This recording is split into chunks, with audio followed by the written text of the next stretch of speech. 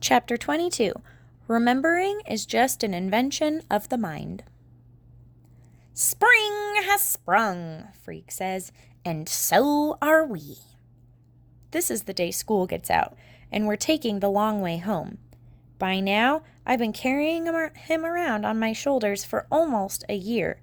We call it walking high, and even if we haven't been going on any dangerous quests lately, so the fair Gwen won't have to throw a fit, Freak hasn't exactly given up on slaying dragons. The world is really and truly green all over, he says. Do you remember what it used to be like back in the Ice Age when the glaciers covered the earth and the saber-toothed tiger roamed the frozen night? No, I say. How could I remember that? I wasn't even born. Don't be a pinhead, he says. Remembering is just an invention of the mind. I go, what's that supposed to mean?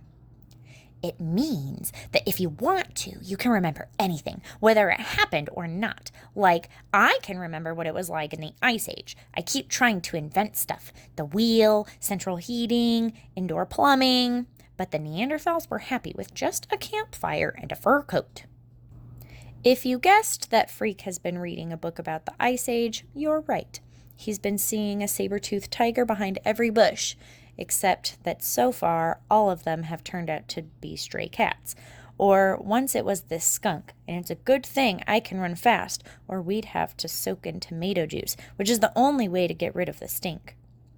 Inventing electricity would be tough, he says, without copper wire and magnets, but I could handle inventing a compass. All you have to do is rub the needle. That way everybody could head south and get away from the glaciers. First, you need to invent a time machine, I say, so you can go back there and give all the cavemen a hard time about indoor plumbing. Freak goes, You don't need a time machine if you know how to remember. Which is something I'll always remember. Him saying that and me trying to figure it out. Freak's birthday is a couple days after school gets out, and the fair Gwen has already made it clear he's not getting a ride on the space shuttle.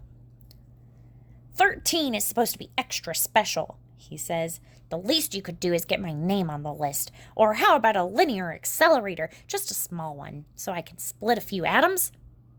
The fair Gwen goes, I suppose this means you're going to be an obnoxious teenager. The deal is, this is really 2 birthdays for the price of 1, because Freak the Mighty is almost a year old. Talk about a prodigy, Freak says. 1 year old, and already he's on his way to 9th grade. The fair Gwen just rolls her eyes when we talk like that. Freak says we can't expect her to understand, because you can't really get what it means to be Freak the Mighty unless you are Freak the Mighty. Anyhow, the party is just a family affair, because Freak isn't supposed to get overexcited, which is like saying the moon isn't supposed to go around the earth. Last year I got the ornithopter, he says. This year, why not a helicopter? A real one, though. You can't expect a teenager to play with toys. Why not a jet plane? The fair Gwen says. Cool, Freak says. A Learjet. What he's really getting, and I've been sworn to secrecy, is this new computer. The one he's been drooling over in his computer magazines. It comes with a modem, which means if he has to stay home for some reason, he can go to school over the telephone. The idea is I'd be there in the classroom with a matching computer. The only problem, I don't know squid about computers. You'll learn, the fair Gwen says. Kevin will teach you. But why would he have to stay home? I ask her. We're out in the kitchen, and she and Graham are frosting the cakes, and Freak is hanging out in the living room, acting like he intends to have a party every day for the rest of his life. Maybe he won't have to stay home, the fair Gwen says, and she and Graham kind of lock eyeballs for a second, that secret code that mothers have. This is just in case, Max. I think maybe he already guessed about the computer, I say. That's why he's jerking your chain about the space shuttle ride and Learjets. I'm not surprised, the fair Gwen says. You can't keep anything from Kevin. Freak hardly touches his supper. He says he's saving his appetite for the cake, and finally we're all done eating except for Grim, who keeps rubbing his belly and rolling his eyes and telling the fair Gwen what a genius she is with fresh peas and new potatoes and salmon, and he'll just have a smidgen more, thanks, until finally Graham clears her throat and smiles, and Grim has to apologize for being such a pig. The funny thing is, when at last they do bring out the cake, Freak asks me to flame out the candles while he makes the wish, and then he doesn't even touch his piece. He just sort of pushes it around the plate. I figure he's so excited about getting the new computer that he's lost his appetite. Not that he's letting on that he doesn't feel good, he's acting just as wise and smart-mouthed as ever. I should have asked for earplugs, he says when we're done singing. Happy birthday. You better check the glassware for cracks. Hush up, the fair Gwen says, or we'll give you another chorus. When she brings out the computer, he acts so surprised and happy, maybe he really is surprised. Right away, he wants to turn it on and show off what a brain he is, and because it's his birthday, we all have to sit there and admire him and go, amazing, and fantastic, and Kevin, how did you know that, and so on. He's showing Grim how to play 3D chess, and just watching that makes me dizzy. So after a while, I go to the kitchen and help clean up, which is something I'm good at. Maxwell never breaks a dish, Graham is saying. He's very sure-handed for someone so large. We're almost done putting stuff away and wiping the counter when Grim shouts from the other room. All he says is, Kevin! But we can tell right away that something is wrong. We run in and Freak is leaning back in his chair making this wheezing sound, panting real fast, and his eyelids are flickering. He's having a seizure, Grim says. Call an ambulance. The fair Gwen is already on the phone.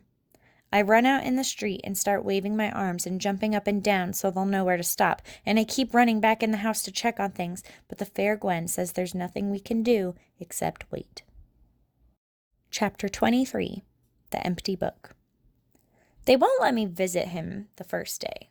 And Graham says I'll just have to be patient and let the doctors do their business, but I can't stand just sitting around, so I decide to walk over to the hospital, which Grim says is miles and miles, but suit myself. I know how to get there because Freak and I went yonder that way once so he could show me the medical research building. It's not the same, though, without Freak along to turn the houses into castles and the swimming pools into moats. All I keep thinking is, what a jip it is to have to go into the hospital on your birthday. Finally, I get there and I see the fair Gwen's car in the visitor parking lot, but Grim says I should leave her alone and let her tend to her son. So what I do is I go around back to the medical research building and find this stupid little tree I can sit under.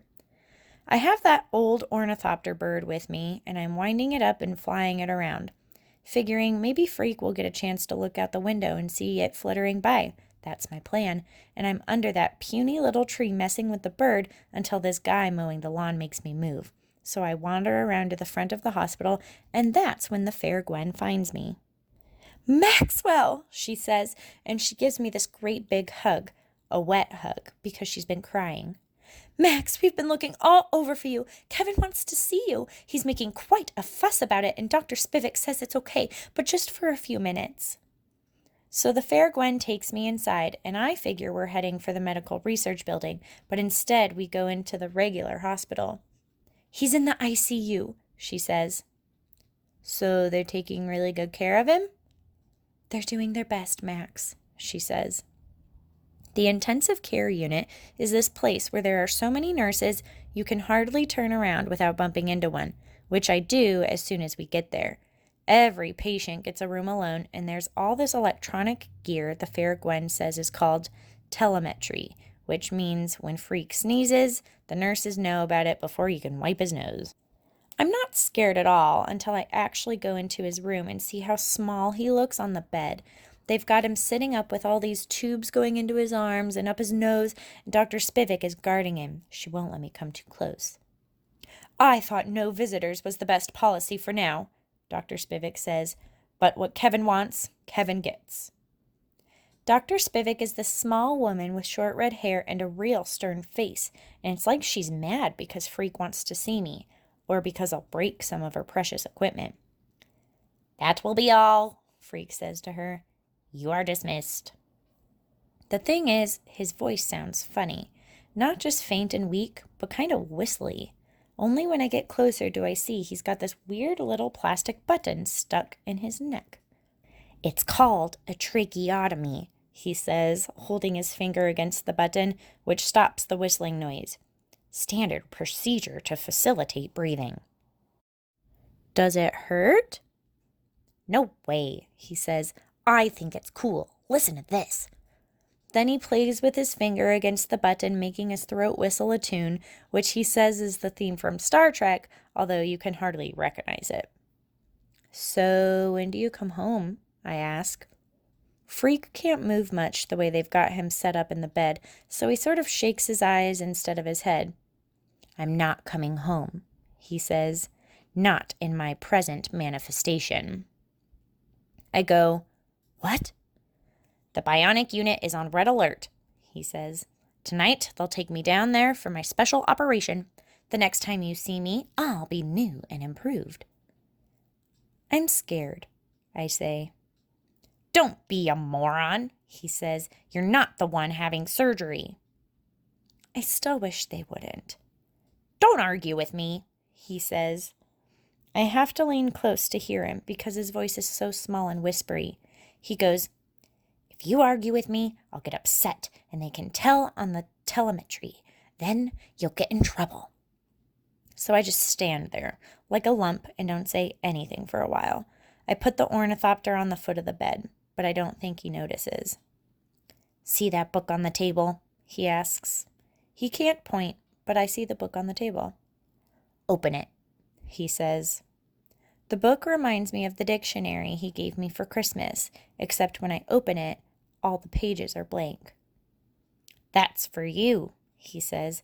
I want you to fill it up with our adventures. Huh?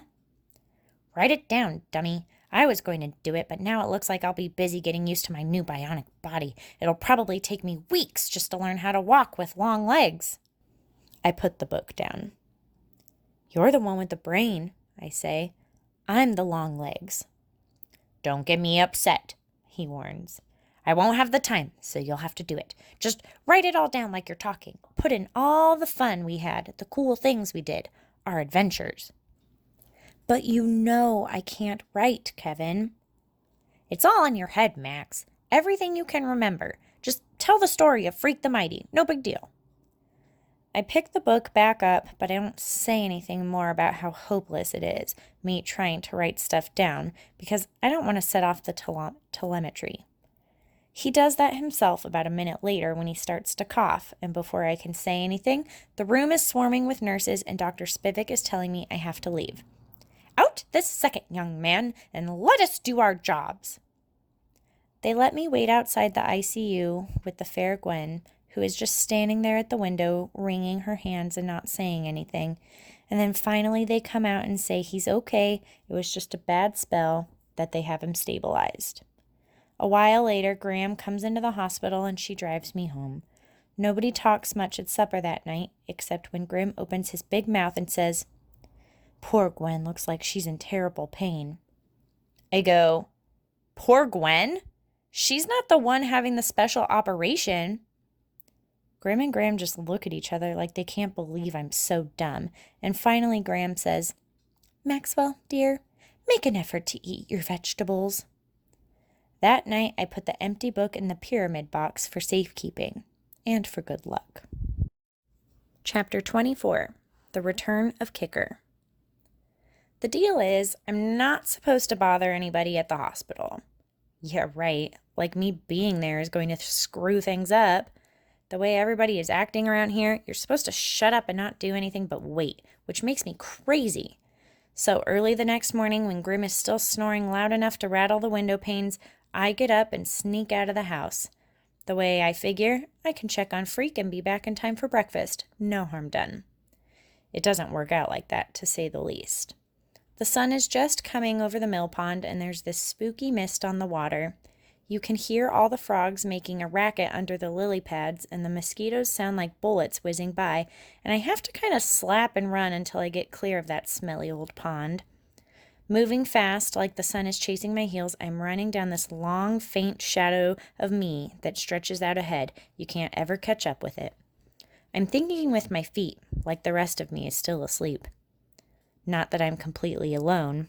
There's this one old guy. He's actually out cutting his lawn. He's got these headlights rigged up on his rider motor, and he's wearing pajamas too, like it's normal. Everybody does it. When I get to the hospital, the streetlights are just starting to click off. The lobby is empty, and there's nobody at the desk to tell me I can't be visiting patients at the crack of dawn.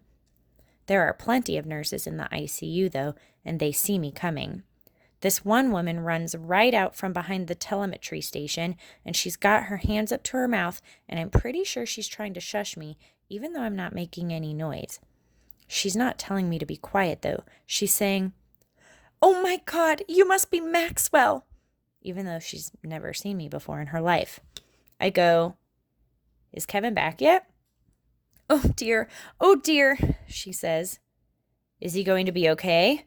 "Oh dear," she says. "Oh dear." Now more nurses are coming out of the ICU. One of them is the one I accidentally bumped into yesterday, and when she sees me, she goes, "Better page Dr. Spivak. Kevin was her patient." That's when I notice that some of the nurses are crying and looking at me strange, and all of a sudden, I just go nuts. Just go nuts. I'm saying, "No way, no way." And this nurse is trying to throw a hug on me, and I push her away.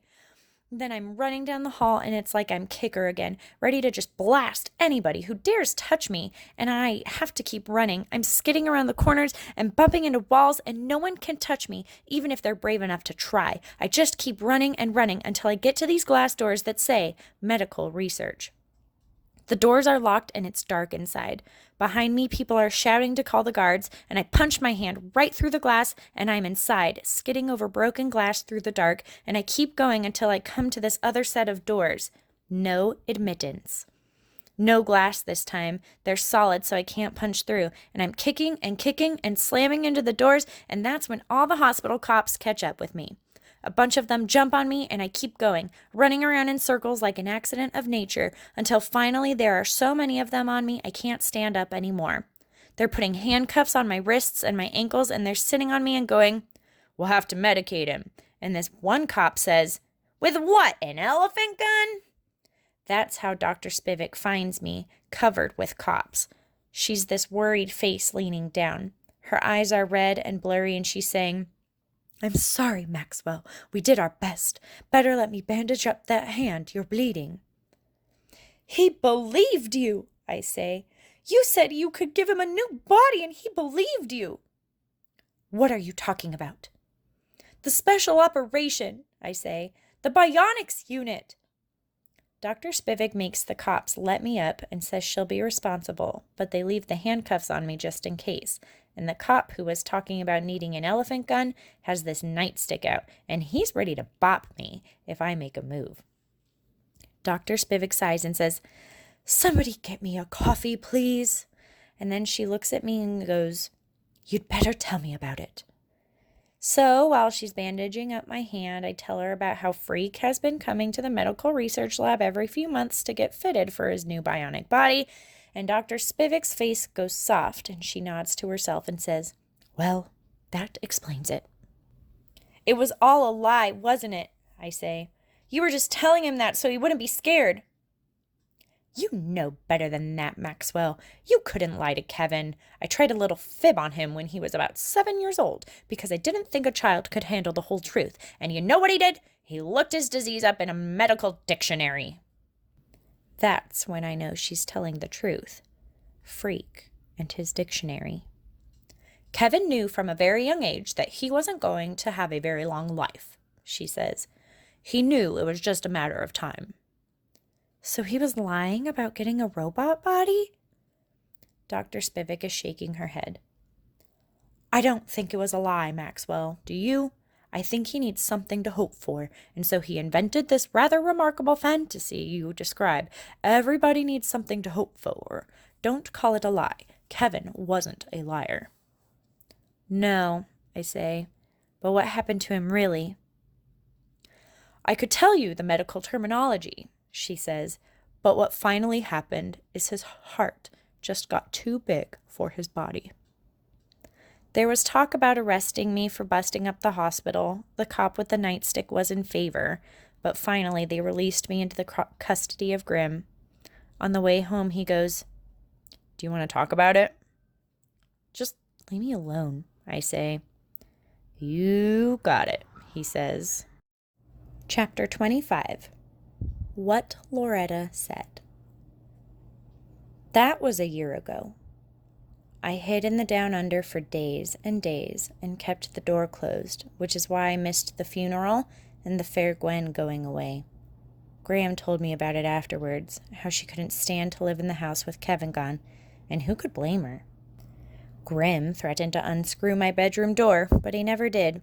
He just kept saying I should come out for Graham's sake, and sometimes she'd come down and say I should come out for Grim's sake, and so on and so forth until finally I gave up and came out.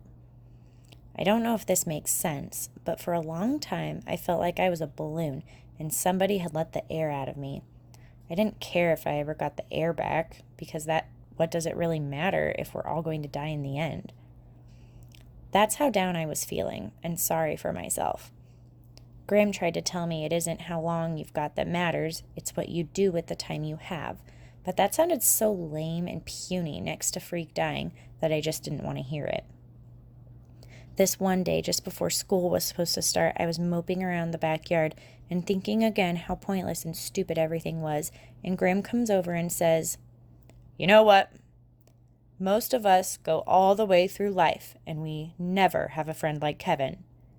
So maybe you should count yourself lucky." "Yeah, right," I say. "Suit yourself," he says. "But let's get one thing straight. You're going back to school if I have to hitch a rope to the bumper and drag you there. Is that clear?"